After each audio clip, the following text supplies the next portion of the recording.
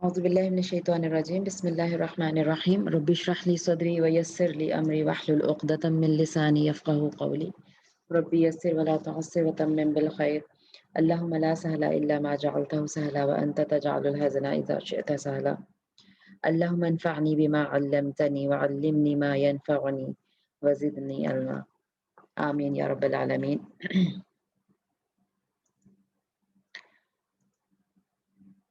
जी, जैसा कि आप लोग देख रहे हैं बुलूगुल मराम आपके सामने खुली हुई है हदीस की किताब, ठीक है? तो आज हम इंशाअल्लाह अल्लाह ताला की तौफ़ीक, अल्लाह ताला के फ़ज़ल से हदीस की किताब शुरू करने जा रहे हैं। क्योंकि सबसे पहले हम देख लेंगे कि हदीस की अहमियत क्या है? हदीस बल्कि 1 मिनट में आपको फिर उस पे लेके चलती हूँ पहले, इस पे जस्ट अ मिनट, पीपीटी पे। हदीस को हम देख लेते हैं कि होती क्या है, ठीक है? उसकी डेफ़िनेशन देख के और फिर थोड़ा-सा इंट्रोडक्शन देके मैं आगे चलूँगी इंशाअल्लाह।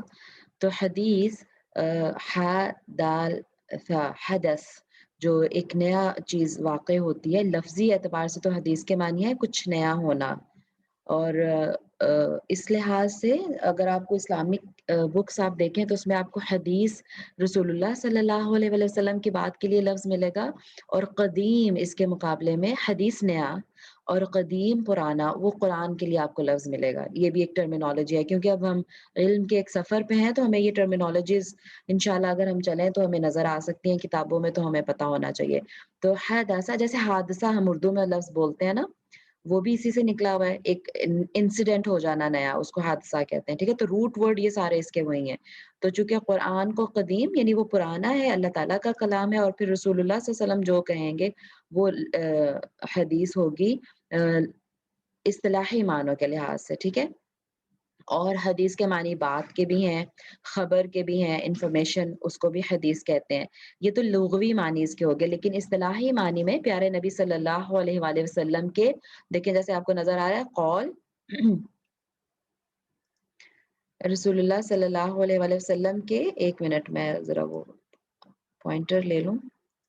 जी, तो रसूलुल्लाह सल्लल्लाहु अलैहि वसल्लम के कौल यानी आप सल्लल्लाहु अलैहि वसल्लम की हर बात, आप सल्लल्लाहु अलैहि वसल्लम का फ़िल हर फ़िल, हर काम और तक़रीर, तक़रीर का मतलब इक़रार। इसको मैं जब नई इसमें दाख़िल हुई तो तक़रीर से मुझे लग रहा था जैसे तक़रीर हम करते हैं, राइट? स्पीच जो होती है, उससे मैं कहती थी इसके तक़रीरी का क्या मतलब हुआ? कौली और तक़रीरी तो एक ही हो गई। तो कौली मतलब जो आप सल्लल्लाहु अलैहि वसल्लम की बातें हैं, फ़िअली जो आप सल्लल्लाहु अलैहि वसल्लम के एक्शंस हैं, अमाल हैं और तक़रीरी का मतलब है आप सल्लल्लाहु अलैहि वसल्लम का इक़रार करना। इक़रार यानी आप सल्लल्लाहु अलैहि वसल्लम के सामने कुछ हुआ और आप सल्लल्लाहु अलैहि वसल्लम ने उससे मना नहीं किया, तो वो भी हदीस में ही हम उसको शामिल करते हैं और हम समझते हैं कि वो भी दीन का हिस्सा है, वो अप्रूव्ड है रसूलुल्लाह सल्लल्लाहु अलैहि वसल्लम से। अच्छा उसके बाद खुलूक़ी ये पहले कभी भी मैंने नहीं पढ़ा था, ये अभी जब शेख साहब के साथ पढ़ना शुरू किया तो उसमें ये वाला चौथा भी हदीस की क़स्म शामिल हुई है कि खुलूक़ी यानी आप सल्लल्लाहु अलैहि वसल्लम का ना तो वो कौल है, ना आप सल्लल्लाहु अलैहि वसल्लम का वो फ़िल है, ना आपने उसको अप्रूव किया बल्कि आप सल्लल्लाहु अलैहि वसल्लम के बारे में कोई बात कही गई है, वो भी हदीस ही की कैटेगरी में रखते हैं और वो आपको हदीस की किताबों में मिलेगी। यानी आप सल्लल्लाहु अलैहि वसल्लम कैसे हँसते थे, कैसे सोते थे, चलते थे, पीते थे, आपको क्या पसंद था, ठीक है? आप सल्लल्लाहु अलैहि वसल्लम के अख़लाक के बारे में खुलुक़ी यानी चाहे वो फ़िज़िकल एट्रिब्यूट्स हों, आपके आपकी आँखें कैसी थी, आपको कोई डिस्क्राइब कर रहा है या आपके फ़िज़िकल फ़ीचर्स या आपके अख़लाक यानी कैरेक्टर कैरेक्टरिस्टिक्स आपकी कोई बयान करे, तो ये सारा कुछ खुलुक़ी हदीस में आता है और ये भी आप हमें हदीस की किताबों में इंशाअल्लाह मिलेगा। तो ये तो हो गया आप सल्लल्लाहु अलैहि वसल्लम के अक़वाल, अफ़आल इक़रारात यानी जो आपने ख़ामोशी से एक्सेप्ट कर लिया जो एक्शंस सहाबा के और आप सल्लल्लाहु अलैहि वसल्लम के फ़िज़िकल या बिहेवियरल कैरेक्टरिस्टिक्स जो हैं, वो भी हदीस में आते हैं। अच्छा, उसके बाद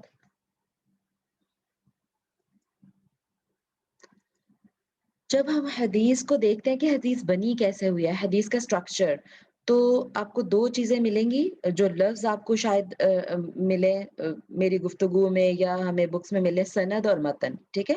سند کا مطلب ہوتا ہے اب دیکھیے حدیث پہنچی کیسے ہے ہم تک؟ حدیث تو رسول اللہ صلی اللہ علیہ وسلم کی باتیں تھیں اور وہ صحابہ نے سنی، پھر صحابہ نے آگے پہنچائیں اور بلکہ یہ ایک ہی وقت میں نہیں ہوا۔ اب حدیث اور قرآن کا تھوڑا-سا فرق اس طرح سے ہے کہ حدیث اور قرآن تو جیسے-جیسے آپ صلی اللہ علیہ وسلم پر نازل ہوتا گیا، وہ اہتمام سے آپ صلی اللہ علیہ وسلم لکھوا دیتے تھے۔ آپ نے کاتبین وحی مقرر کیے ہوئے تھے تقریباً 40 کے قریب۔ تو صحابہ تھے جن کو آپ نے مقرر کیا ہوا تھا، تو جو بھی نیئر بائی ہوتا، جب بھی وحی آتی آپ صلی اللہ علیہ وسلم ان کو لکھوا دیتے، ٹھیک ہے؟ تاکہ کچھ بھی مس نہ ہو جائے۔ لیکن حدیث کا معاملہ ایسا نہیں تھا۔ حدیث تو آپ صلی اللہ علیہ وسلم کا ہر عمل، ہر بات حدیث ہے۔ تو وہ فرض کریں کہ ایک سٹنگ میں آپ صلی اللہ علیہ وسلم کے ساتھ 10، 12، 15 جتنے بھی صحابہ موجود ہیں یا 2 ایون موجود ہیں، ٹھیک ہے؟ تو اب وہی آپ صلی اللہ علیہ وسلم سے سن رہے ہیں، وہی سورس ہیں بس، اور آپ صلی اللہ علیہ وسلم لکھوانے کا بھی اہتمام نہیں کر رہے۔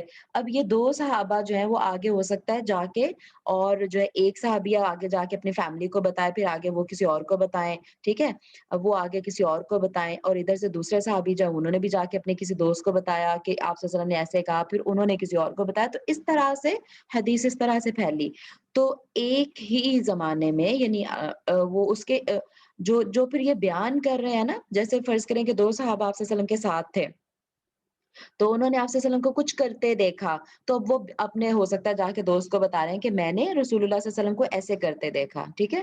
تو یہ جو بیان کر رہے ہیں اس کو راوی کہتے ہیں، یہ روایت کر رہے ہیں، ٹھیک ہے؟ ہم کہتے ہیں نا کہ فلاں سے روایت ہے، یعنی انہوں نے بیان کیا ہے، تو راوی کا مطلب بیان کرنے والا، ٹھیک؟ تو یہ مطلب کچھ ٹرمز ہیں جو ہمیں پتا ہونا میجورٹی تو ہو سکتا ہے آپ سب کو پتہ ہی ہو، لیکن پھر بھی ہو سکتا ہے کہ کسی کو نہ بھی پتا ہو، تو اس کے لیے میں بتا رہی ہوں، ٹھیک ہے؟ تو روایت کا لفظ آپ کو ملے گا تو اس کا مطلب ہے کہ وہ راوی جو روایت کرتے ہیں یعنی بیان کرتے ہیں۔ راوی کون ہے؟ جو انہوں نے بیان کیا، چاہے رسول اللہ صلی اللہ علیہ وسلم سے بیان کیا، پھر ان سے آگے کسی اور نے کیا، آگے کسی اور نے کیا، آگے کسی اور نے کیا، اور اس سارے سلسلے کو سند کہتے ہیں، ٹھیک ہے؟ تو سند کا مطلب ہے جب ہم کہیں نا کہ حدیث کی سند کیا ہے، کیونکہ جو آپ نے لفظ سنا ہوگا یہ حدیث صحیح ہے، یہ ضعیف ہے، یہ دس دیٹ سارا، وہ سارا بھی میں انشاءاللہ آپ کو انٹروڈیوس کراؤں گی کہ ان سب کے کیا مطلب ہیں۔ تو ان کے لیے آپ کو یہ ٹرمز بھی سمجھ آنا ضروری ہے، ٹھیک ہے؟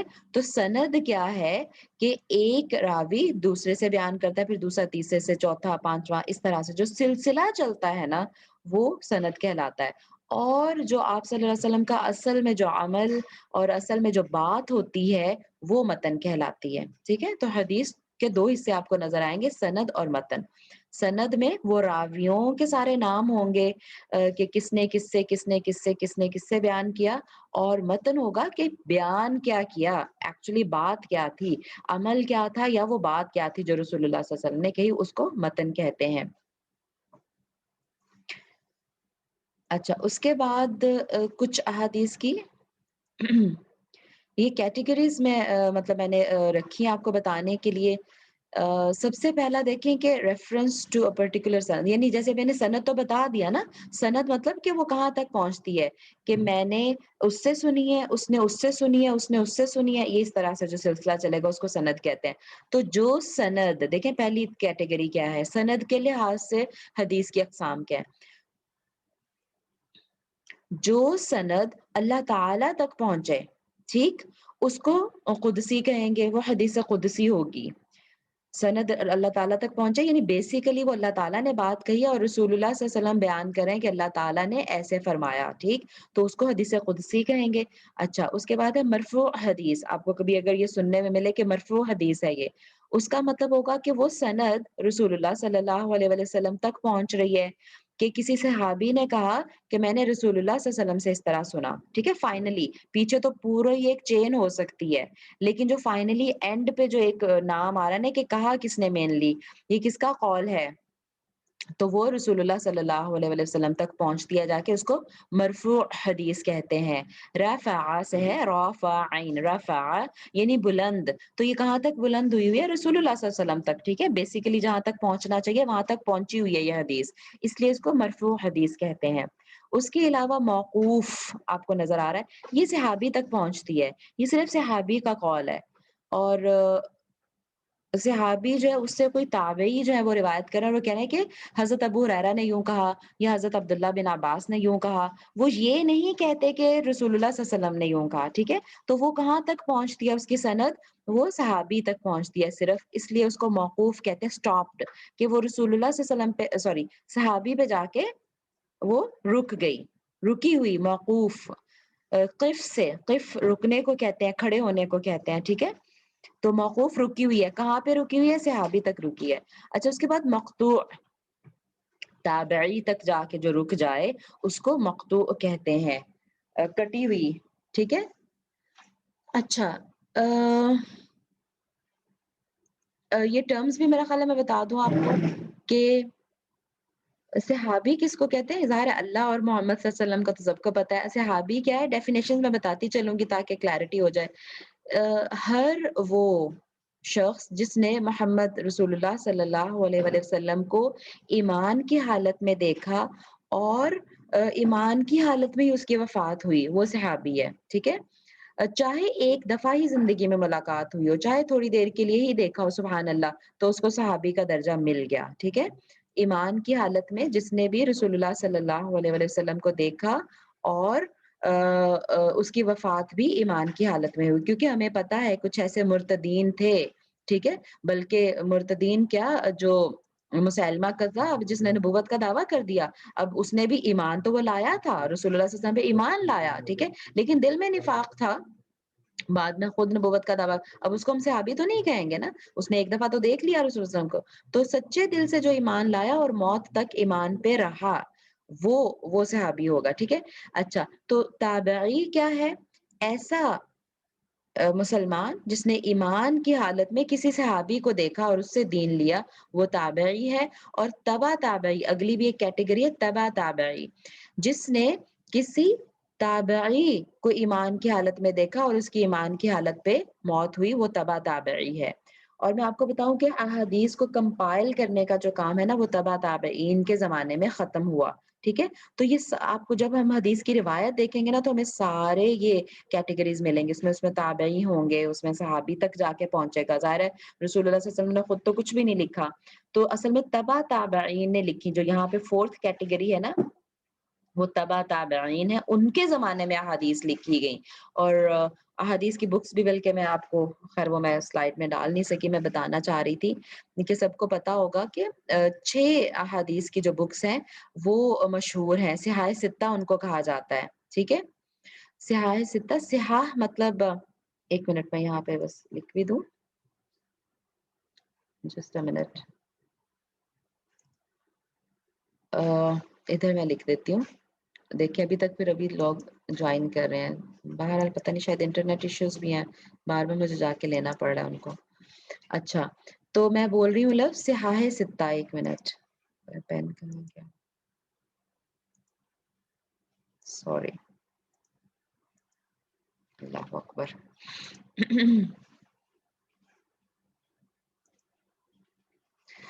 بہرحال تو صحاح ستہ، صحاح صحیح کی جمع ہے اور ستہ 6 کو کہتے ہیں. سوری، کسی نے ہاتھ اٹھایا ہے تو یہ میں نے بتایا تھا کہ بعد میں لوں گی کوسچنز. ٹھیک ہے، اسکرین تو شیئر ہو رہی ہے نا؟ لکھ کے بتا دیں مجھے، آئی ایم سوری، کہ اسکرین تو شیئر ہو رہی ہے نا؟ گڑبڑ تو نہیں ہو مجھ سے کچھ؟ جی جی ٹھیک ہے، اوکے. اچھا، اگر کوئی ارجنٹ میسج ہے تو پلیز چیٹ میں لکھ دیں، ورنہ ٹھیک ہے. اوکے، تو صحاح ستہ یعنی 6 کتابیں ہیں جن پہ اہل سنت والجماعت کا اجماع ہے کہ وہ ان میں وہ ہمارا سورس آف حدیث ہیں. ٹھیک ہے، اور قرآن کے ساتھ حدیث کی اہمیت یقیناً ہے کہ قرآن کو حدیث کے بغیر سمجھا ہی نہیں جا سکتا. ٹھیک، لیکن احادیث میں کس طرح کی احادیث ہیں وہ ہم اب سمجھنے جا رہے ہیں. تو یہ سند کے لحاظ سے میں نے آپ کو ایکسپلین کر دیا کیا ہے. اس کے بعد ہے دیکھیں دوسرا جو ہے لنک آف سند، یعنی وہ کہاں، یہ میں آپ کو، یہ دونوں جو ہے نا، یہ میں آپ کو بعد میں ایکسپلین کرتی ہوں. اگر ہم یہاں آ جائیں ریلائبلٹی کے حساب سے، تو آپ کو جو اکثر سننے میں نظر آئے گا، سننے میں ملے گا نام، وہ ہے صحیح حدیث. ٹھیک ہے، صحیح حدیث، حسن حدیث، ضعیف حدیث اور موضوع حدیث، یہ 4 زیادہ فیمس کیٹیگریز ہیں۔ اب صحیح حدیث کیا ہوتا ہے؟ جیسے میں نے آپ کو بتایا نا کہ سند اور متن جو حدیث کے حصے ہوتے ہیں۔ اب جو سند ہے اس میں آ، جیسے فار ایگزامپل میں نے آپ سے کہا کہ رسول اللہ صلی اللہ علیہ وآلہ وسلم سے ایک صحابی نے سنا، ان سے دوسرے نے سنا، دوسرے نے تیسرے سے سنا، چوتھے نے سنا، پھر پانچویں نے سنا، پھر ان سے کسی تابعی نے سنا، پھر تابعی سے کسی تبع تابعی نے سنا، ٹھیک ہے؟ اور بلکہ تابعی میں بھی ہو سکتا ہے 10 تابعین نے سنا اور پھر آگے ان 10 نے کسی اور کو بتایا تو وہ تبع تابعین تھے۔ تو یہ جو پورا سلسلہ ہے نا، اس میں کوئی ایک نام بھی مس نہ ہو۔ یہ لکھی کب گئی ہے؟ یہ تبع تابعین کے زمانے میں لکھی گئی ہے حدیث، اور وہ تبع تابعی جو حدیث لکھ رہا ہے وہ پورا سلسلہ ذکر کرے گا کہ میں نے فلاں سے سنا ہے، انہوں نے اس سے سنا، انہوں نے اس سے سنا، ایک بھی نام مس نہ ہو، ٹھیک ہے؟ اور اس میں جو سارے نام آئے وہ سارے جو ہے نا وہ بہت اچھے کیریکٹر کے ہونے چاہیے، نان پرسنالٹیز ہونی چاہیے کہ سب ان کو جانتے ہوں، کردار ان کا مشہور ہو، یعنی وہ پکے سچے عادل لوگ ہوں، ٹھیک ہے، ایماندار لوگ ہوں اور پریکٹیکل مسلمز ہوں۔ یہ بہت ساری کیٹیگریز ہیں، بہت ساری صفات ہیں جو دیکھ کے اس کو وہ ثقہ راوی اس کو کہتے ہیں۔ راوی تو میں نے آپ کو پہلے بتا دیا تھا نا کہ کیا ہوتے ہیں راوی، یعنی جو روایت کرتے ہیں۔ تو ثقہ راوی ایک لفظ استعمال ہوتا ہے، ثقہ راوی، ٹھیک ہے، اس طرح سے لفظ لکھا جاتا ہے، ثقہ ثقہ راوی، مضبوط راوی، ٹھیک ہے۔ ثقہ راوی کیا ہوتا ہے؟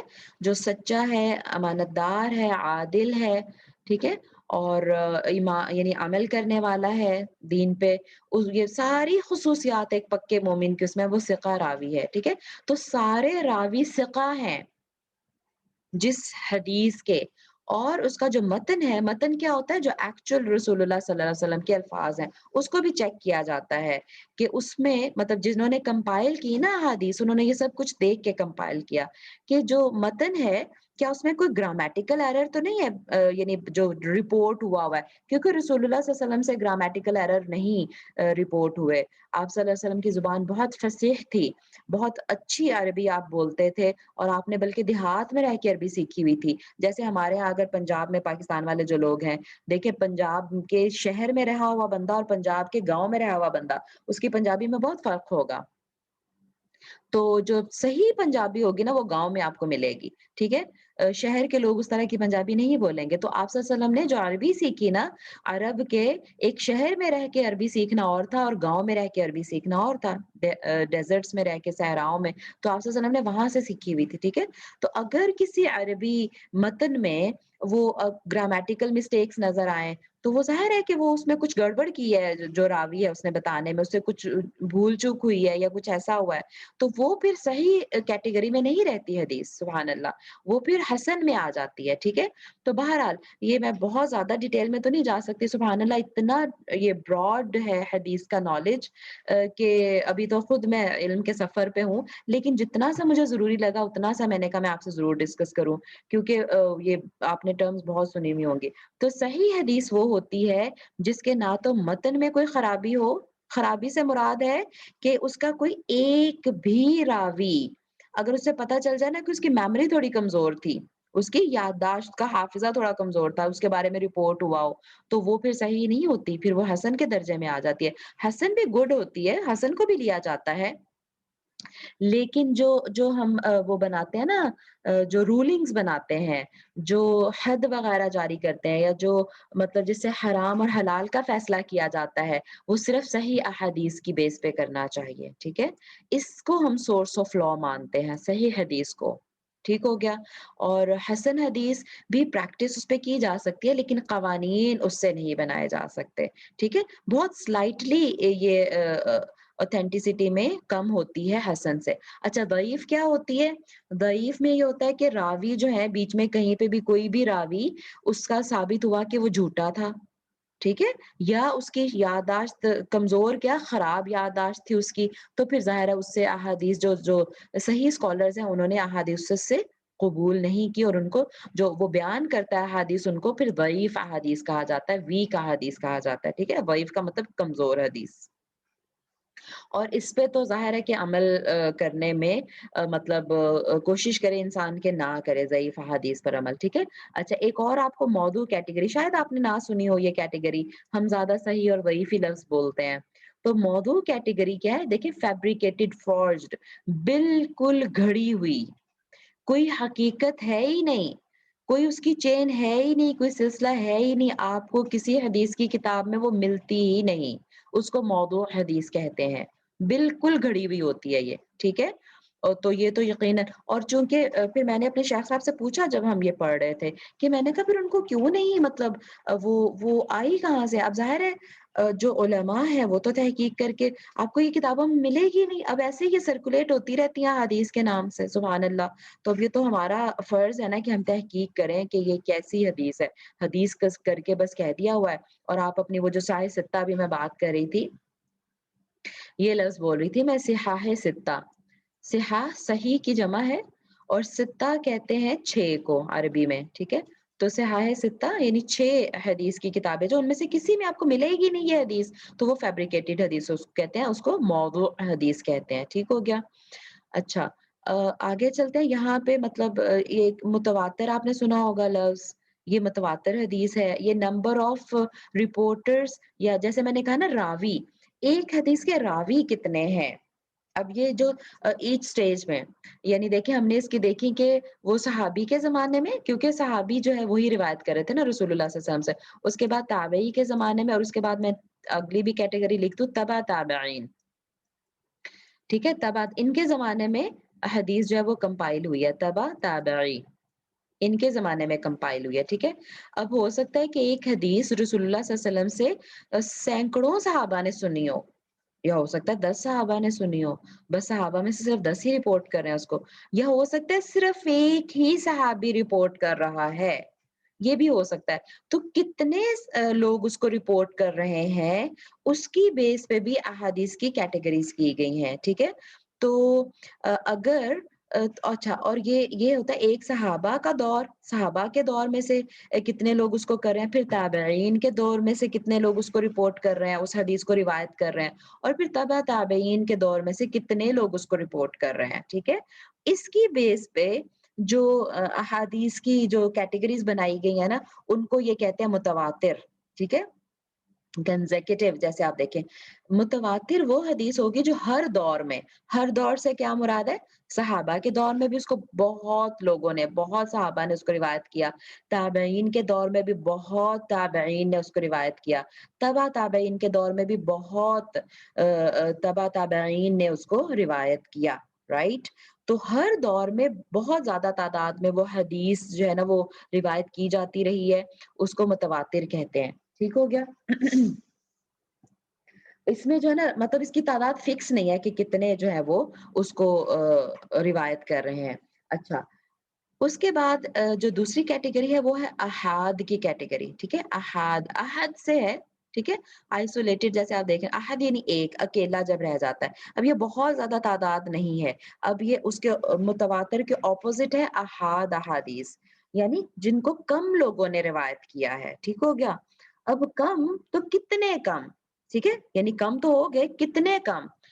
اگر تو وہ کم ہوتے ہوتے یعنی 3 راوی رہ جائیں صرف، ٹھیک ہے؟ 3 راوی یعنی کسی ہو سکتا ہے صحابہ صرف 3 ہو اس کو روایت کرنے والے، یا صحابہ زیادہ ہے صرف تابعی 3 ہے، یا تابعی زیادہ ہے تبع تابعین 3، یعنی کسی بھی لیول پر صحابہ کے لیول میں یا تابعی یا تبع تابعی کسی بھی دور میں اگر اس کو روایت کرنے والے صرف 3 لوگ تھے تو اس کو ہم مشہور حدیث کہیں گے، ٹھیک ہے؟ وہ مشہور حدیث ہوتی ہے، پھر بھی دیکھیں اس کو مشہور کے کیٹیگری میں ہم لا رہے ہیں۔ اچھا اگر وہ کسی بھی دور میں 2 رہ گئے وہ روایت کرنے والے تو وہ عزیز حدیث ہوتی ہے، ٹھیک ہے؟ اور اگر کسی بھی دور میں روایت کرنے والا کبھی بھی 1 رہ گیا تو وہ غریب حدیث ہوتی ہے، ٹھیک ہے؟ تو یہ کیٹیگریز ہو گئی، اور یہ میں نے آپ کو صحیح اور وہ یہ تو پہلے ہی میں نے ایکسپلین کر دیا، یہ بھی پہلے ایکسپلین کر دیا، حدیث قدسی مرفوع موقوف وغیرہ کیا ہوتی ہیں۔ اب یہ جو دونوں ہیں نا ان کو میں آپ کو آگے ایکسپلین کرتی ہوں اگلے چارٹ سے، جو کہ वहाँ पे इसकी डेफिनेशंस भी साथ लिखी हैं और फिर बस इसको इस टॉपिक को वाइंड अप करते हैं हम इंशाल्लाह। जी अगली देखें 1 मिनट सॉरी मैं वो उसको रब कर लूँ। जी, तो जो अक़साम में है इसके बाद देखिए हाँ, ये तो हो गया ना इसकी डेफिनेशंस तो मैं आपको बता ही चुकी थी। क्या मुतवातिर के अलावा बाकी सब के एग्ज़ाम्पल्स हैं? हाँ, हाँ, बिल्कुल क्यों नहीं? हर हर हर कैटेगरी की एग्ज़ाम्पल है। ठीक है, अच्छा तो अक़सामुल हदीस, हदीस की तारीफ़ के बाद इसकी अक़साम हम देखें। देखिए मरफ़ू ये मैं आपको ऑलरेडी एक्सप्लेन कर चुके हैं ना, मरफ़ू क्या होती है? जो रसूलुल्लाह सल्लल्लाहु अलैहि वसल्लम तक पहुँचती है। पहुँचती का मतलब है कि रसूलुल्लाह सल्लल्लाहु अलैहि वसल्लम के अक़वाल हैं क्योंकि जब सहाबी वो कह रहा है कि मैंने रसूलुल्लाह सल्लल्लाहु अलैहि वसल्लम से सुना, ठीक है? तो रसूलुल्लाह सल्लल्लाहु अलैहि वसल्लम तक पहुँचती है, तो वो मरफ़ू हदीस है। मौकूफ़ यानी जो किसी सहाबी तक पहुँचती है, रिमेंबर मैंने ऐसे ही बताया था आपको, पहुँचती है का क्या मतलब है? वो सहाबी ये नहीं कह रहा कि मैंने रसूलुल्लाह सल्लल्लाहु अलैहि वसल्लम से सुना, ठीक है? एक ताबई जो है वो बयान कर रहा है कि मैंने यानी हज़रत अबू हुरैरा से यूँ सुना, बस वहाँ तक वो जाके जो है ना पहुँचती है हदीस। तो सहाबा के जो अक़वाल हैं और आपको ये हदीस की किताबों में ही मिलेंगे क्योंकि हम ये बिलीव करते हैं, ये अहले सुन्नत वल जमात का ये अक़ीदा है कि किसी भी सहाबी ने खुद से नहीं गढ़ा कुछ भी, ठीक है?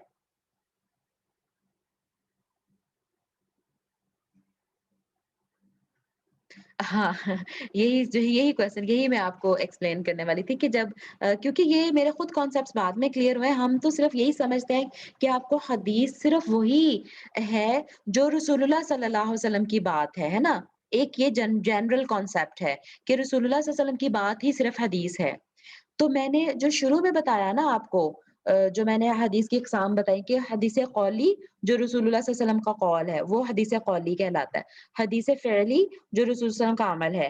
हदीस तक़रीरी जो रसूलुल्लाह सल्लल्लाहु अलैहि वसल्लम के सामने हुआ और आपने उस पे खामोशी इख्तियार की, वो भी हदीस ही है। हदीस की किताबों में आपको ऐसे वाक़यात मिलेंगे कि ये हुआ और उसपे आप सल्लल्लाहु अलैहि वसल्लम आई एम सो सॉरी कुछ नहीं कहा, ठीक है?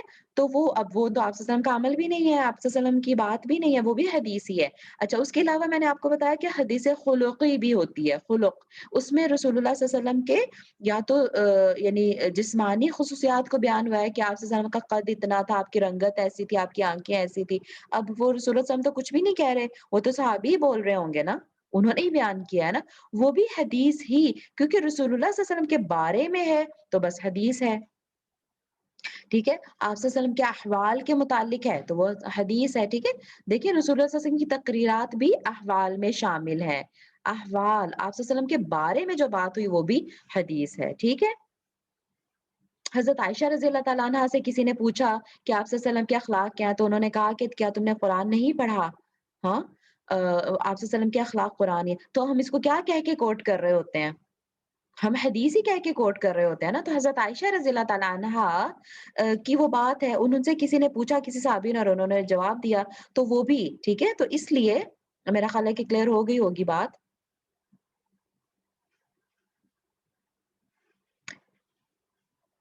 जी, जी, जी। ये जो मैंने जो कैटेगरीज़ बताई है ना हाँ, बिल्कुल ये सहाबी ही ने बोला है, ठीक है?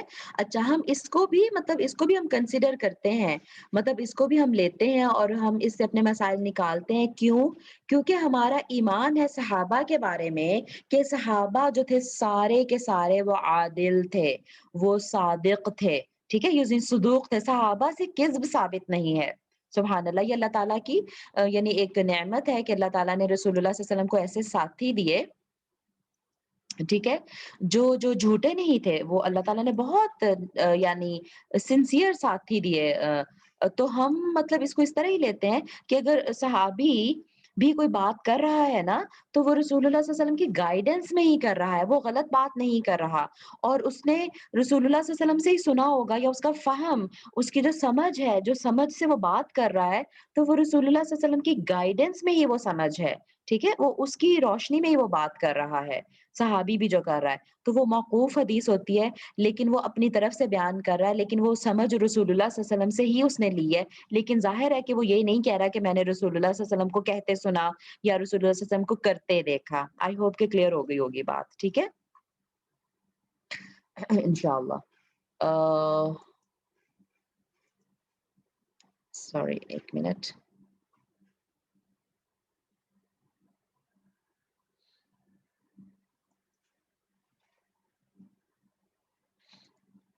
क्या गड़बड़ हो गई भई? ये मेरे एनोटेशंस मिट नहीं रहे। 1 मिनट।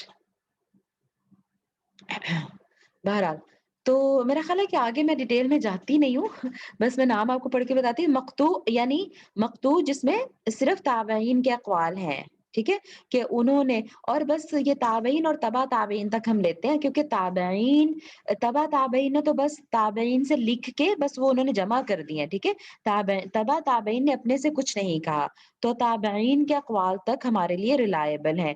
इन्हीं को हम सलफ़ असलाफ़ कहते हैं। अगर मेरी आपको ना उसकी आवाज़ नहीं आ रही? बाकी लोगों को आ रही है? प्लीज़ ज़रा लिख दें। मुझे कोई कह रहा है कि आवाज़ नहीं आ रही। ख़वातीन ज़रा बता दें आवाज़ आ रही है मेरी?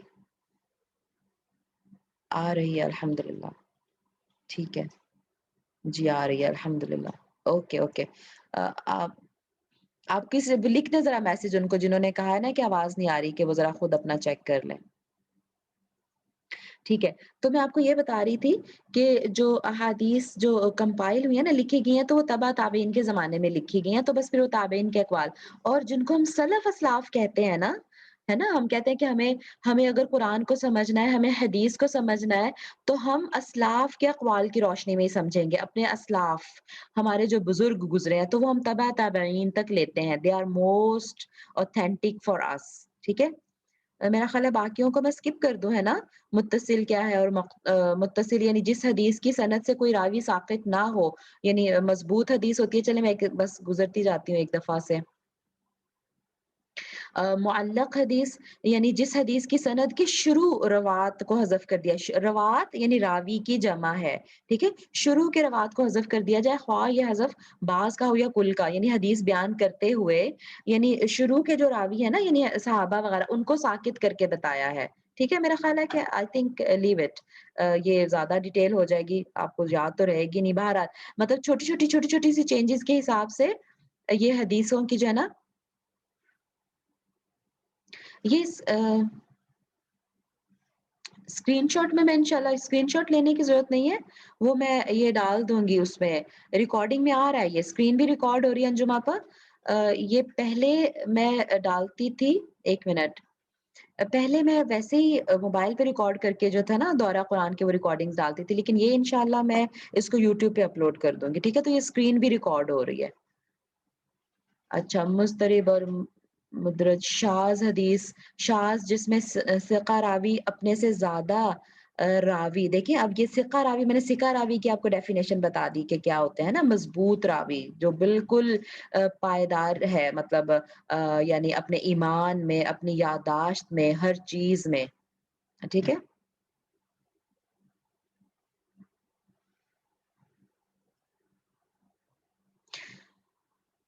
तो शाज़ हदीस वो होती है जिसमें सिक़ा रावी यानी एक मज़बूत रावी है अपने ईमान में भी, वो अपने से ज़्यादा सिक़ा रावी की मुख़ालफ़त करे, ठीक है? यानी मुख़ालफ़त करे से मुराद है कि इस रावी ने एक हदीस बयान की है और एक दूसरे रावी ने मतलब उसी हदीस को दूसरे रावी ने भी बयान किया लेकिन थोड़ी-सी डिफ़रेंस के साथ। तो अब जो ज़्यादा सिक़ा रावी होगा, वो उसकी हदीस जो है ज़ाहिर है वो सही कंसिडर होगी और जो कम सिक़ा है, वो उसकी हदीस को हम शाज़ हदीस कह देंगे, ठीक है? बहरहाल आई थिंक ये अगर आपको ये चाहिए होगा तो मैं आपको स्क्रीनशॉट ग्रुप में शेयर कर दूँगी जिसको चाहिए हो डेफिनिशंस देखने के लिए, ठीक है? लेकिन ये बहुत डिटेल में चली जाएगी बात फिर बस मैं इसको वाइंड अप करती हूँ यहाँ पे इंशाल्लाह। अच्छा, इसके अलावा मैं चाह रही थी कि हम बात करें थोड़ी-सी हुँ, हुँ। चलिए अब हम इस पे आ जाते हैं। अच्छा अब एक और बात जो मैं वहाँ पे स्लाइड्स में डाल नहीं सकी कि अब जैसे मैं कह रही थी ना कि कोई भी रावी जो है वो झूठा ना हो, उसकी मेमोरी कैसे हो, वो सारी बातें कहाँ से पता चलेंगी? उसके लिए बाकायदा बायोग्राफ़ीज़ लिखी गई थी। सारे सहाबा की, ताबईन की, तबा ताबईन की मेजॉरिटी की सुबहान अल्लाह इतना काम हुआ है हदीस पे कि हम अंदाज़ा नहीं लगा सकते।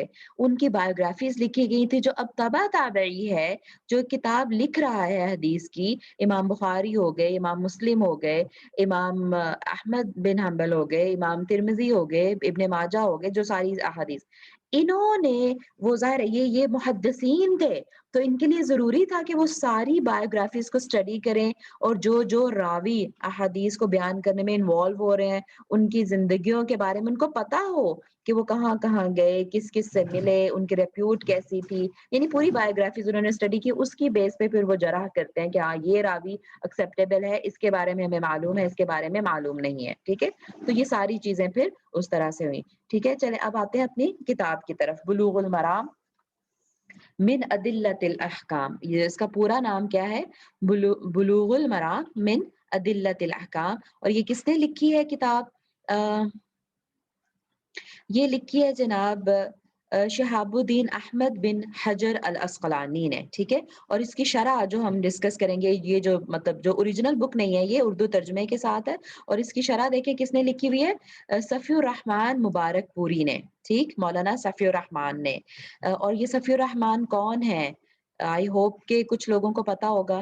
Sorry just a minute.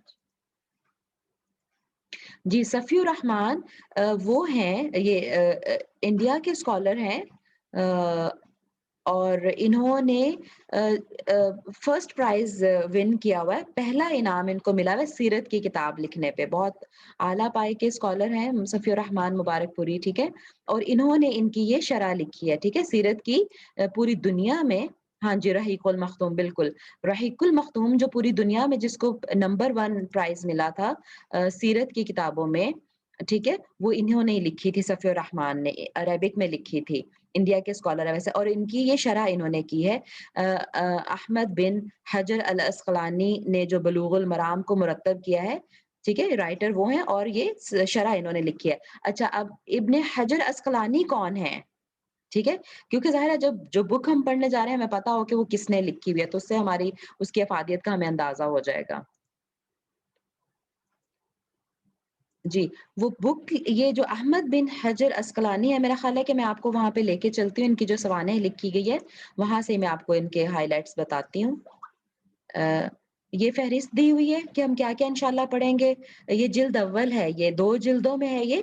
ये पहली जिल्द हम इंशाअल्लाह शुरू करेंगे और इसमें तहारत के मसाइल आएँगे, ठीक है? और फिर नमाज़ के अहकामात आएँगे देखें और जनाज़े के, ज़कात के मसाइल आएँगे, रोज़े के, हज के, ठीक? ये सारे और जी जिल्द दोम के अहकामात हैं, खरीदो-फ़रोख्त के मसाइल आएँगे, बहुत डिटेल में सुभान अल्लाह खरीदो-फ़रोख्त के बारे में हमें अहादीस में मिलता है। हाँ, तजल्लियात नबूवत भी लिखी, बिल्कुल। बहुत मशहूर ज़ाहिर है इनकी किताबें हैं, बहुत मशहूर स्कॉलर हैं। अच्छा ये सारे टॉपिक्स हैं, ठीक है? अच्छा इसके अलावा देखें फिर जो दूसरी जिल्द में है उसमें उन्होंने ये हालात ज़िंदगी जो मशहूर मशहूर जो आइम्मा देखिए फ़हरिस्त आइम्मा मशाहीर, मशाहीर मशहूर की जमा है और आइम्मा इमाम की जमा है, ठीक है? मशहूर जो इमाम हैं, उनकी हालात ज़िंदगी, ये कौन है? अहमद बिन हंबल, इसहाक इब्न राहविया, इस्माइली, बुखारी बज़ाहिर है अब ये मेरे पास टाइम नहीं है कि मैं सबका लेके चलूँ, लेकिन ये मशहूर उलमा हैं, आइम्मा कराम हैं हमारे, ठीक है? और देखिए फ़हरिस्त अस्माउर रवात रवात का क्या मतलब है? रावी की जमा है रवात, ठीक है? मैं ज़रा स्क्रीन का साइज़ बड़ा कर लूँ, ठीक है? तो अस्माउर रवात नाम है किसके? रवात के जो रावी हैं, रावियों की जमा रवात, ठीक है? इब्राहीम बिन रसूल इब्राहीम बिन रसूलुल्लाह सल्लल्लाहु अलैहि वसल्लम। ये बस इनकी ऐसी ही कैटेगरी होगी उबई बिन अम्मारा, उबई इब्न अम्मार, उबई बिन कअब, उसामा बिन ज़ैद, अस्मा बिन्त उमैस यानी बहरहाल ये सारे हैं वो जो मशहूर मशहूर सारे तो नहीं आई एम सॉरी मशहूर जो रावी हैं, इनके नाम हमें मिलेंगे। जाफ़र बिन अबी तालिब, जुंदुब बिन सुफ़यान, जुवैरिया बिन्त हारिस, अबू जहम बिन हुज़ैफ़ा, राइट? तो इन्होंने देखिए सुभान अल्लाह इन्होंने इनकी बायोग्राफ़ीज़ पढ़ी हुई हैं, हमें तो इनके नाम भी नहीं पता। बस कोई चंद चंद जो हैं मशहूर इनके हमें नाम पता होंगे। बाकी सुभान अल्लाह ये सारे मशहूर इन्होंने यहाँ पे इनको जमा किया है। ठीक है? सहल बिन सआद, सहल बिन सुहैल سہلہ بنتے سہیل، سوری، سہیل بن عامر، شداد بن اوس. یہ ایک میں آپ کو بتاتی چلوں، اگر آپ یہ نام پڑھتے ہو، میں اس کو ہمیشہ غلط پڑھا کرتی تھی، اس کو میں عمرو کر کے پڑھتی، تو یہ عمر پڑھتے ہیں اس کو، ٹھیک ہے. یہ دیکھیں یہ عمر ہے، یہ اس کو عمر پڑھتے ہیں جس کے آگے واؤ، کیونکہ یہ لکھنے میں نا اس طرح ہی لکھا جاتا تھا، تو خالی واؤ اس لیے لگایا جاتا ہے تاکہ پتہ چلے کہ اس کو عمر پڑھنا ہے، عمر، سہیل بن عمر. اور اس کو پڑھیں گے عاصم بن عمر، ٹھیک ہے. تو یہ صرف واؤ پڑھا نہیں جاتا، صرف یہ نشانی کے لیے لگایا جاتا ہے کہ یہ عمر پڑھنا ہے ہم نے، عمر.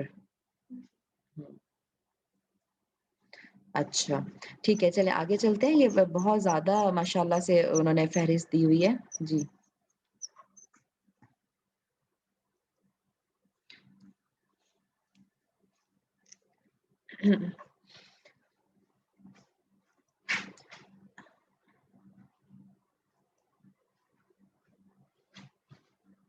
ٹھیک ہے. یہ اس کا ترجمہ مولانا عبد الوکیل صاحب نے لکھا ہے. یہ بھی بہت پایا کے ہیں اسکالر، ماشاءاللہ بہت ان کی بھی خدمات ہیں. اچھا میں ابن حجر اسقلانی کے بارے میں آپ کو بتانا چاہ رہی تھی. انہوں نے دیکھیں یہاں پہ ان کے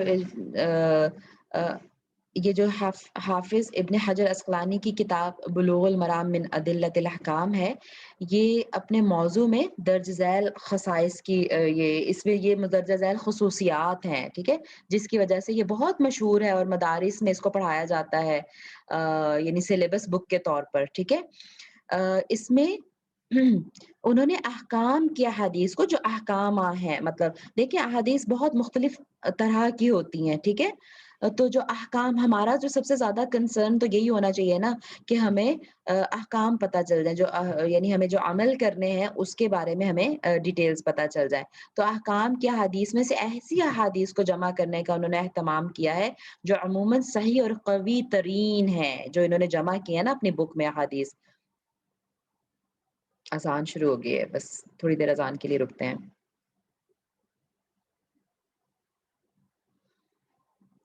اشہد ان لا الہ الا اللہ.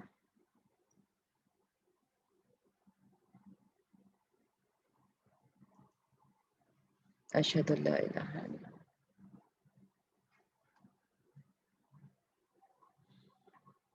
اشہد ان محمد الرسول اللہ.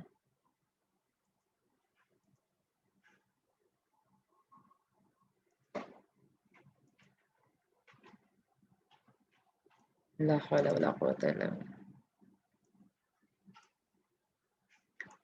لا حول ولا قوة الا باللہ. لا حول ولا قوة.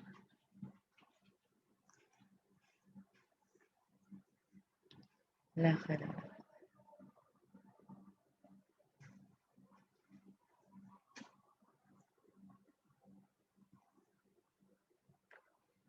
اللہ اکبر.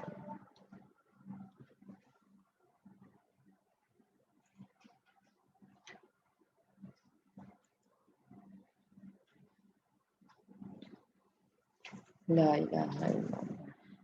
اللهم صل على محمد وعلى ال محمد كما صليت على ابراهيم وعلى ال ابراهيم انك حميد مجيد. اللهم بارك على محمد وعلى ال محمد كما باركت على ابراهيم وعلى ال ابراهيم انك حميد مجيد. اللهم رب هذه الدعوة التامة والصلاة القائمة آت محمدا الوسيلة والفضيلة وبعث مقاما محمودا الذي وعدته. آمين يا رب العالمين. رضيت بالله ربا وبالإسلام دينا وبمحمد صلی اللہ علیہ وسلم نبیہ. جی چلیں واپس آتے ہیں. السلام علیکم ورحمۃ اللہ وبرکاتہ. جی تو جو مؤلف ہیں کتاب کے، کون؟ ابن حجر اسقلانی کے نام سے مشہور ہے، ٹھیک ہے. لیکن ان کا دیکھیں ان کی کنیت ابو الفضل تھی، ٹھیک ہے. کنیت ان کی ابو الفضل تھی. کنیت وہ نام ہوتا ہے جو یعنی بیٹا بیٹی کی نسبت سے مشہور ہو، ٹھیک ہے. ابو الفضل. کنیت شہاب الدین احمد ان کا نام ہے. صحیح نام دیکھیں، کسی نے سنا نہیں ہوگا شاید کبھی. میں نے بھی ابھی پڑھا، یہاں آپ کو پڑھانے کے لیے پڑھا تو میں نے پڑھا. شہاب الدین احمد بن علی بن محمد بن احمد کنانی شافعی المعروف ابن حجر اسقلانی، رائٹ. یہ ابن حجر کے نام سے یہ مشہور ہیں، لیکن ان کا صحیح نام شہاب الدین ہے.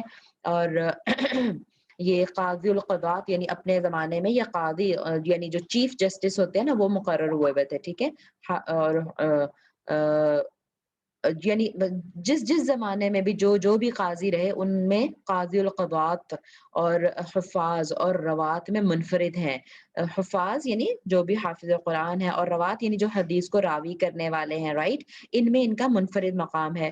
10 شعبان 773 ہجری میں پیدا ہوئے، یعنی تقریباً 700 سال پہلے، رائٹ؟ کیونکہ ابھی 1400 چل رہی ہے نا ہجری، 1443، رائٹ؟ تو یہ 773 میں یہ پیدا ہوئے، مصر میں، مصری تھے، ٹھیک ہے؟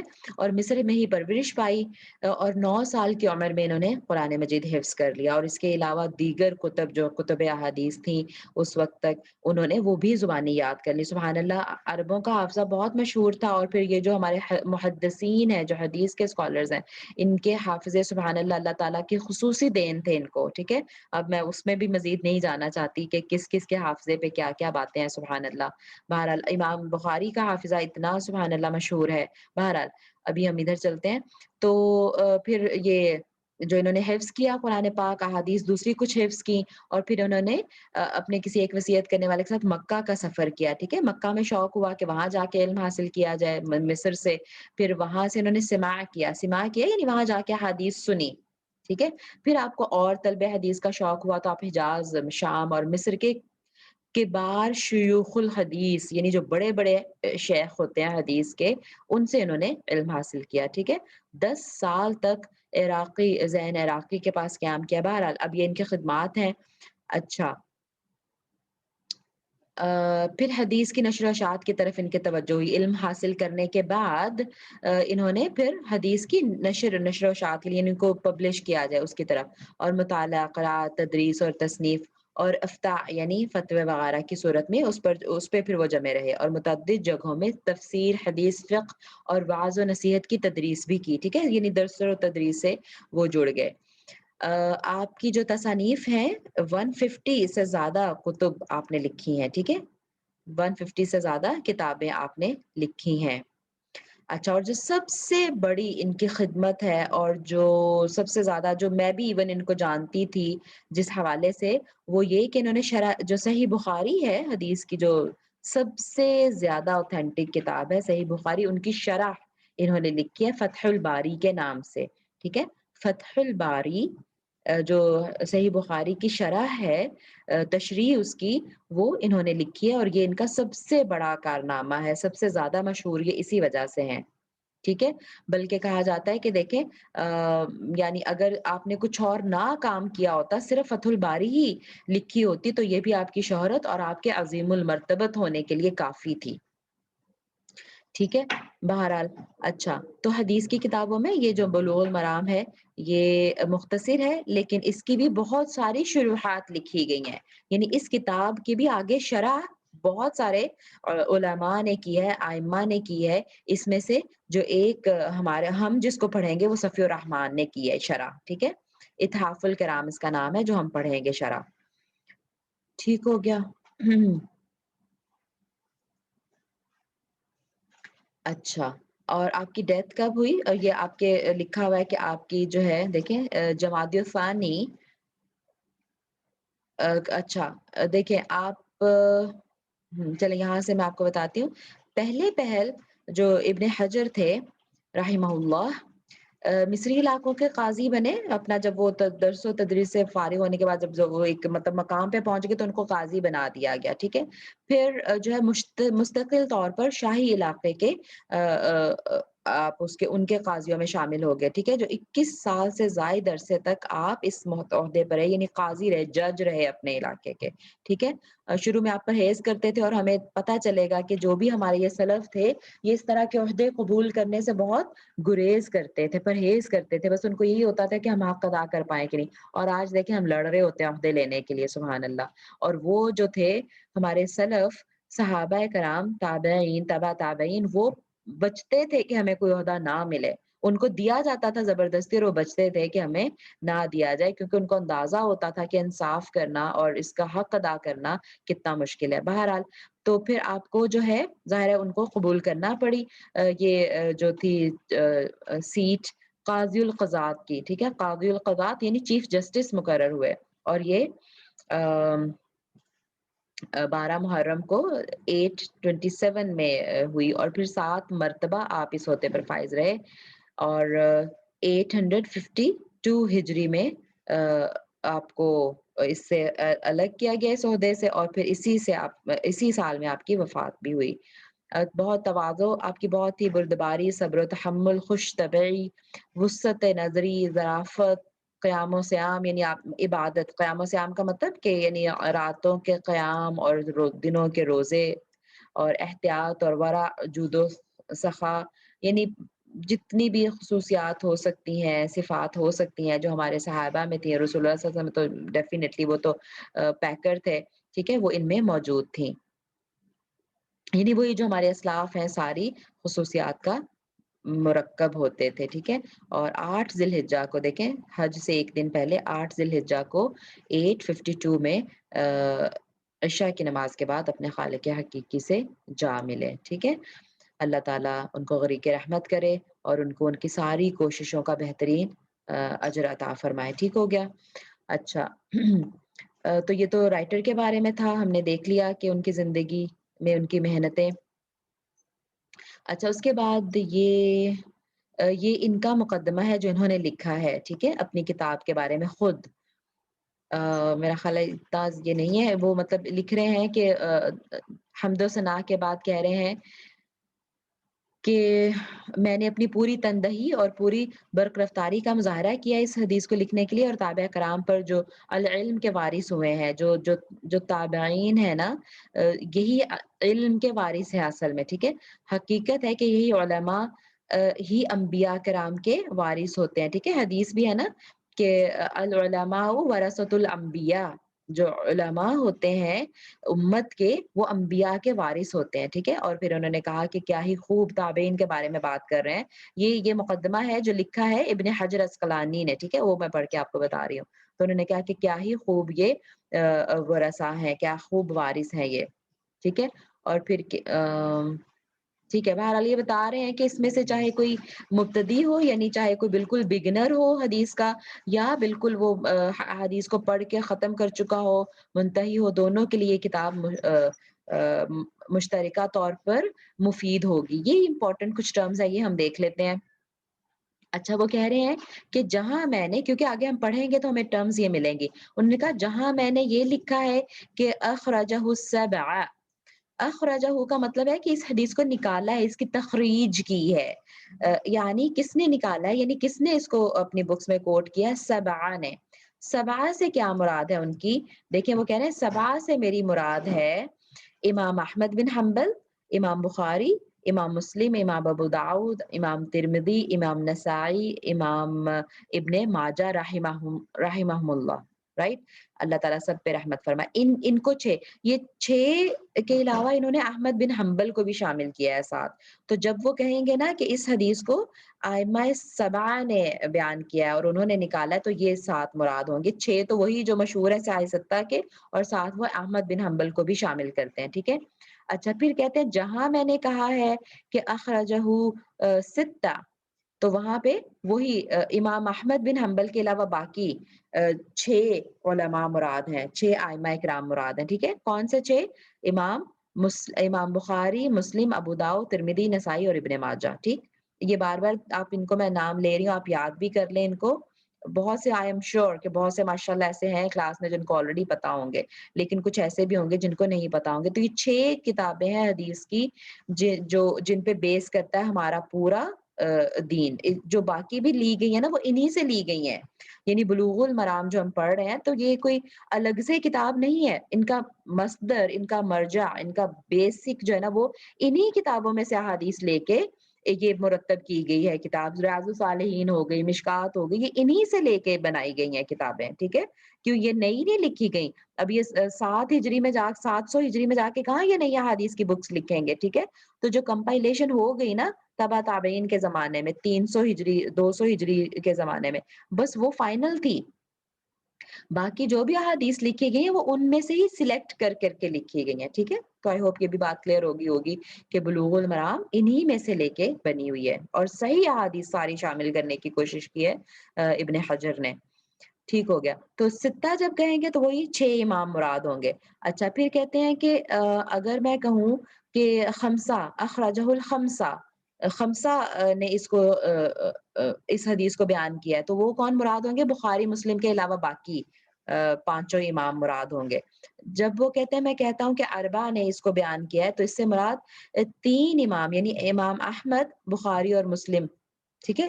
ان کے علاوہ باقی 3 ائمہ مراد ہیں جب وہ یہ 4 وہ کہتے ہیں کہ اربع، ٹھیک ہے؟ تو اربع میں کس کس کو نکال دیتے ہیں؟ یعنی امام بخاری اور مسلم، کیونکہ ان کو تو صحیحین بھی کہتے ہیں نا، ان کی احادیث کو تو متفقن علیہ احادیث بھی کہتے ہیں، جس کو بخاری اور مسلم نے روایت کر دیا، ٹھیک ہے؟ ان کی الگ ہی اہمیت ہے۔ ان کی کتابوں کے نام ہم بولتے ہیں صحیح بخاری اور صحیح مسلم بولتے ہیں، باقیوں کے ساتھ ہم سنن بولتے ہیں، ٹھیک ہے؟ اس میں بھی صحیح احادیث ہیں، لیکن اس میں وہ سنن ابن ماجہ، سنن ترمذی، سنن نسائی، اس طرح ہم بولتے ہیں۔ سنن سنت کی جمع ہے جس میں احکامات کی حدیث ہوتی ہیں وہ، اور یہ جامع ہے باقی بکس۔ اب یہ بھی الگ ہے کہ پتہ نہیں میں جو ٹرمز بول رہی ہوں آپ کو سمجھ آ رہی ہے کہ نہیں۔ جامع حدیث کی وہ بک ہوتی ہے جس میں ہر ٹاپک پہ حدیث جمع کی ہیں اسکالرز نے، جو مؤلف ہیں، ٹھیک ہے؟ اور سنن وہ ہوتی ہیں جس میں صرف احکام کے ریلیٹڈ، سنت سے ہے نا سنن، احکام سے ریلیٹڈ جو ہے وہ احادیث جمع کی جاتی ہے، اس کو سنن کہتے ہیں، ٹھیک ہے؟ تو بہرحال تو یہ 4 جو 6 میں سے 4 جو ہے نا وہ سنن ہیں، اور 2 جو ہیں وہ جامع کتابیں ہیں یعنی مسلم اور بخاری، ٹھیک ہے؟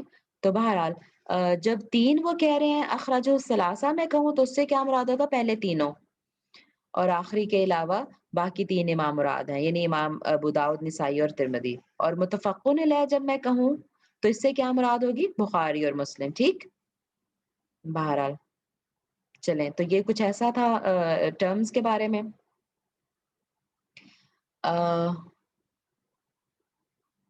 مختصر کتاب کا نام انہوں نے کہا بلوغ المرام من ادلۃ الاحکام، میں نے اس کا تجویز کیا۔ اب ہم یہ بھی دیکھ لیتے ہیں کہ اس کے کیا معنی ہے۔ یہ دیکھیں تشریح، اب یہ جو ہے نا یہ تو ان کا تھا، رائٹر جو ہے ابن حجر کا کلام تھا پورا، ٹھیک ہے؟ اب یہاں تشریح شروع ہو رہی ہے۔ اب یہ تشریح کس نے کی ہوئی ہے؟ یہ صفی الرحمن مبارک پوری نے تشریح کی ہوئی ہے، ٹھیک ہے؟ جس کا اردو ترجمہ عبد الوکیل صاحب نے کیا ہے، ٹھیک ہے؟ یہ شرح جو صفی الرحمن نے لکھی تھی وہ بھی عربک میں لکھی تھی، اور جو ترجمہ ہم پڑھ رہے ہیں یہ ترجمہ مولانا عبد الوکیل صاحب نے کیا ہوا ہے، ٹھیک ہے؟ مولانا عبد الوکیل علوی صاحب نے کیا ہوا ہے، ان کی بھی بہت خدمات ہیں۔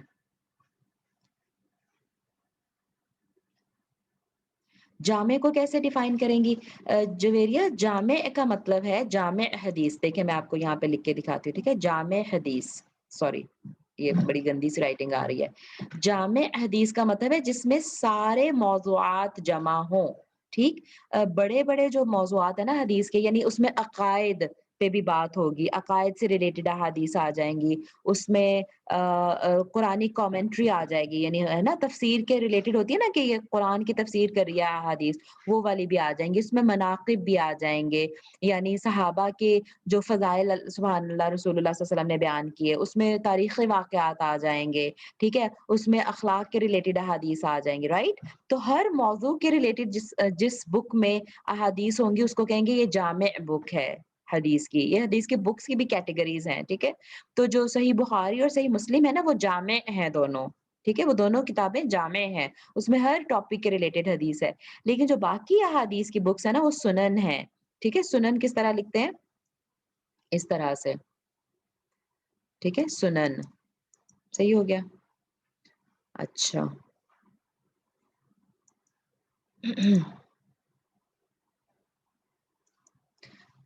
چلیں، تو میں یہ بتانے جا رہی تھی آگے آپ کو کہ ہاں اب یہ جو یہاں سے جو بک کا انہوں نے نام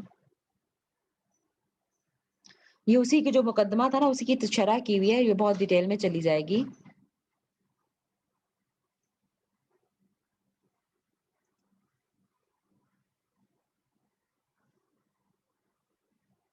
ایک منٹ سوری.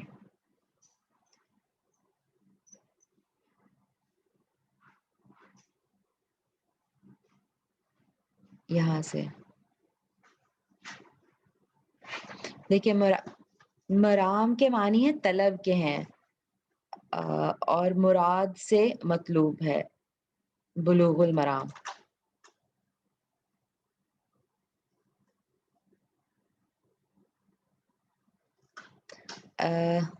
بلوغ المرام من ادلت الاحکام. ٹھیک ہے، ادلہ کیا چیز ہے؟ ادلہ دلیل کی جمع ہے. ایک منٹ کیا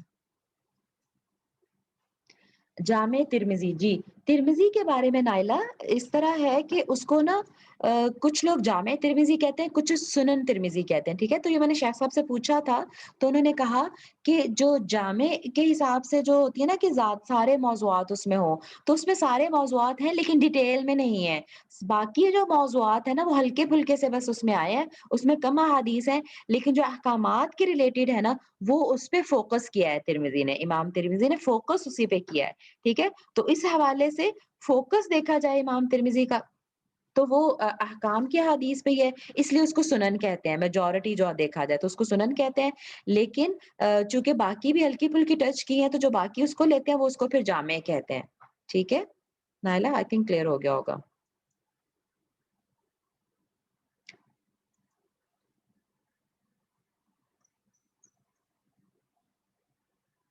چلے ٹھیک ہے، میرا خیال ہے کہ ہم آج ایک حدیث بس کر لیتے ہیں انشاءاللہ. کتاب الطہارہ شروع ہو رہا ہے. کتاب الطہارہ. اچھا کتاب کیا ہوتا ہے؟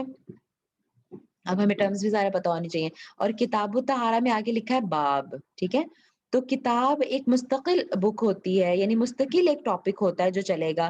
اب یہ کتاب الطہارہ ہے. ٹھیک ہے، طہارت پاکیزگی کے بارے میں جو باب ہے، یعنی کتاب ہے. کتاب کا مطلب ایک چیپٹر آپ سمجھ لیں. ٹھیک ہے، اس چیپٹر میں پھر آگے یہ باب جو ہے، دیکھیں طہارت کتنی طرح سے ہو سکتی ہے نا، کتنی مختلف طرح کی طہارت ہو سکتی ہے، لیکن طہارت میں جو پانی کا ایک ٹاپک آئے گا کہ پانی کس طرح سے ہو، کون سا پانی پاک ہوتا ہے، کس پانی سے طہارت حاصل کی جا سکتی ہے. طہارت کے بہت سارے سورسز ہو سکتے ہیں، تو اس میں سے جو پانی ہوگا وہ ایک اس کا پھر باب ہے. ٹھیک ہے، باب المیاہ. میاہ ماں ان کی جمع ہے میاہ. ٹھیک ہے، میاہ ماں ان کی جمع ہے. اب بندہ کہے کہ پانی تو ایک ہی ہوتا ہے، پانی کی جمع کیسے ہوتی ہے نا، پانیاں تو نہیں ہوتا. لیکن اس کا مطلب کیا ہے کہ مختلف ذرائع سے حاصل شدہ پانی.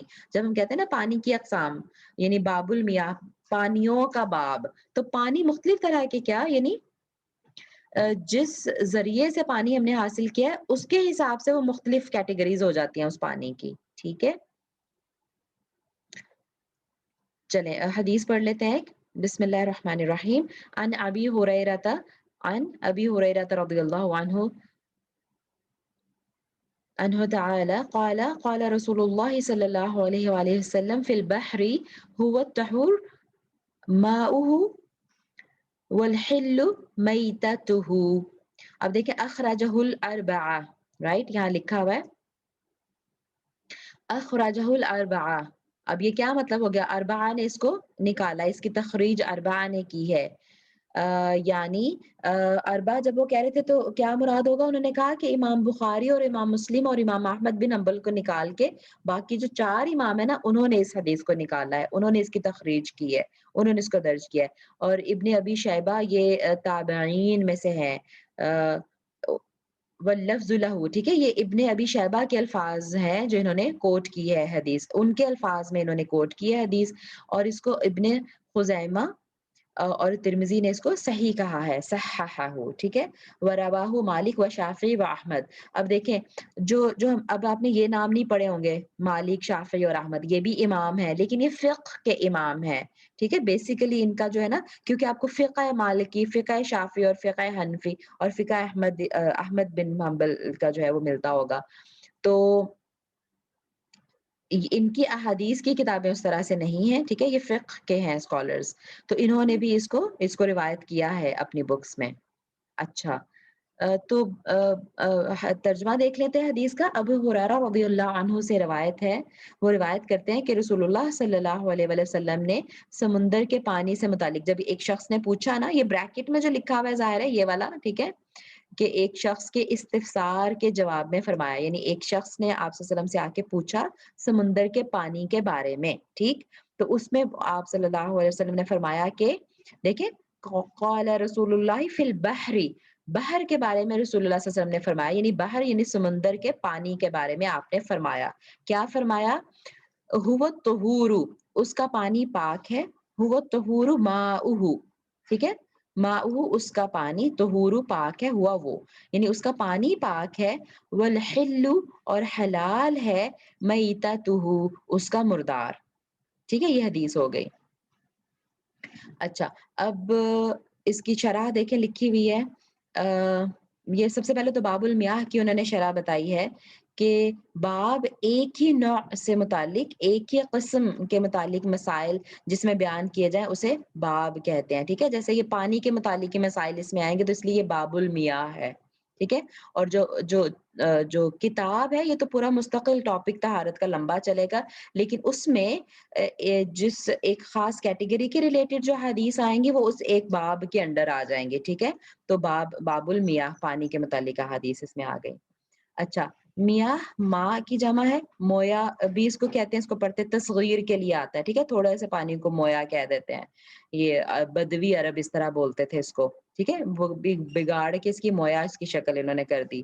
اور پھر دیکھیں قرآن سبحان اللہ جو کمپائل ہوا نا وہ اسی وجہ سے ہوا کہ قرآن کے بھی الفاظ اس طرح مختلف ہی ہر ایک نے بولنا شروع کر دیے ہوئے تھے، ٹھیک ہے؟ تو اسی لیے اس کو پھر وہ جلوا کے حضرت عثمان رضی اللہ تعالیٰ عنہ نے سب کو ایک قرات پہ جمع کیا کہ الگ الگ الفاظ نہ لکھ لیں، ٹھیک ہے؟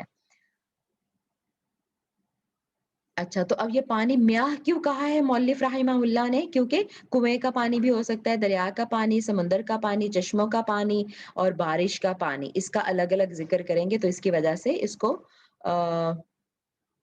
میاہ کہا گیا، پانی کی ماں کی جمع لائی گئی ہے باب میں، ٹھیک ہے؟ اچھا، طہور کا لفظ استعمال ہوا ہے پانی کے لیے، دریا اور سمندر کے پانی کا کیا حکم ہے؟ بحر کا مطلب ہے دریا اور سمندر، ٹھیک ہے؟ تو اس کے جو راوی ہے، جو حضرت ابو ہریرہ رضی اللہ تعالیٰ عنہ ہے، ٹھیک ہے؟ اس کا تعلق محذوف سے ہے، یعنی چلیں یہ تو بہت ڈیٹیل ہو جائے گی، خیر۔ تو بہرحال جو ان سے آپ سے پوچھا گیا سمندر کے پانی کے بارے میں، تو آپ نے کہا کہ وہ پاک ہے، ٹھیک؟ اور اس کا مردار بھی حلال ہے۔ میتتہ سے مراد وہ جانور مراد ہے جو پانی میں ہی صرف زندہ رہ سکتا ہے، ٹھیک ہے؟ اس سے وہ جانور مراد نہیں ہے جو پانی کے باہر بھی زندہ رہ سکتا ہے، یعنی جیسے مچھلی ہے نا، ایسے جو کیونکہ پانی کے کچھ جانور ایسے ہیں جو پانی کے باہر بھی زندہ رہتے ہیں، وہ خشکی کے بھی جانور ہے اور پانی کے بھی جانور ہے، تو جب کہا کہ اس کا میتتہ اس کا مردار حرام ہے، تو اس سے مراد صرف وہ جانور ہے جو صرف آبی جانور ہے، خشکی کے جانور نہیں ہے، ٹھیک ہے؟ اچھا، اسے امام مالک رحمہ اللہ وغیرہ نے روایت کیا، یہ ہم نے پہلے بات کر لی، اور اس میں ایک سوال کے جواب میں یہ ارشاد فرمایا گیا تھا، ٹھیک ہے؟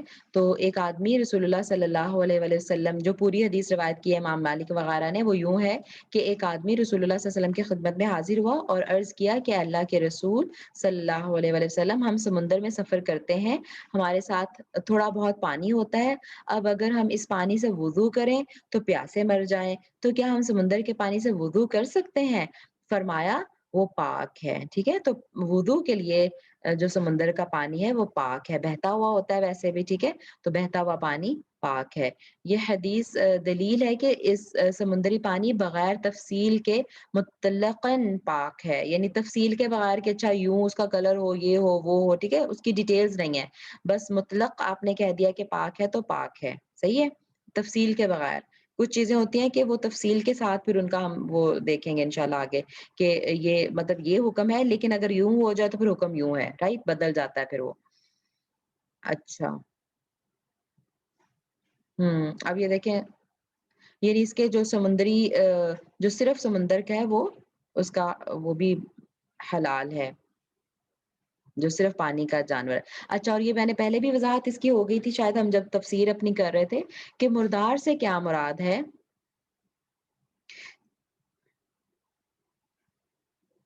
آ، اچھا، امام ابو حنیفہ رحمہ اللہ سمندری جانور میں سے صرف مچھلی کو حلال سمجھتے ہیں۔ نبی صلی اللہ علیہ وسلم نے سائل کو سمندری پانی کی حلت کے ساتھ بغیر سائل کے دریافت کیے اس میں طبعی موت مرے ہوئے جانور کی حلت بھی مزید بتا دی، اس لیے کہ جو آدمی سمندری پانی کی حلت کے متعلق شک میں حلت یعنی حلال ہونے کے بارے میں شک میں مبتلا ہو سکتا ہے تو اس میں مرے ہوئے جانور کی حلت کے بارے میں بھی کہیں زیادہ شک و شبہ میں رہ سکتا ہے۔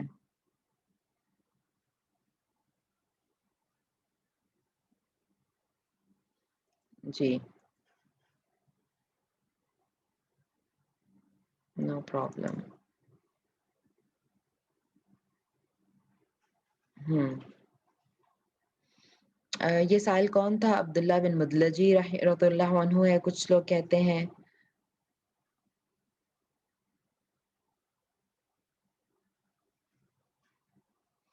اس سے حدیث سے ثابت ہوتا ہے کہ سمندری پانی کا پاک ہونا اور اس سے وضو کرنا، ٹھیک ہے، اسے اپنے استعمال میں لانا اور بھی مختلف یعنی جیسے غسل وغیرہ کرنے کے لیے بھی، ٹھیک ہے۔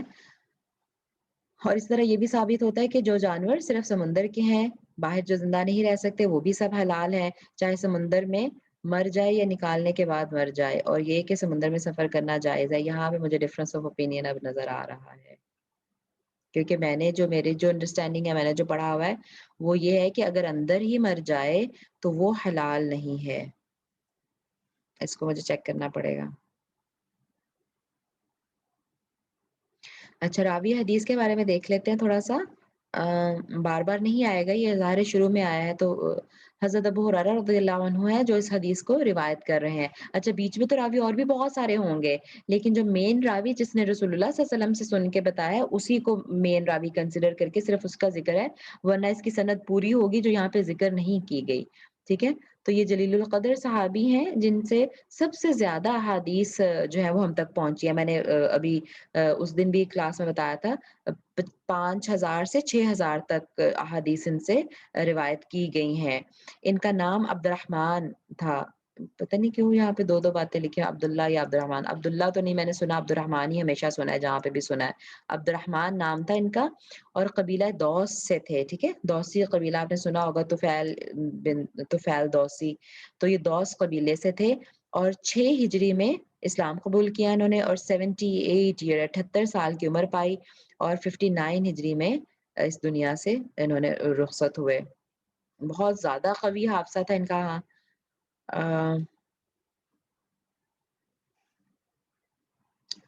حضرت عمر رضی اللہ تعالیٰ عنہ کے دور میں انہوں نے وفات پائی، اللہ عالم۔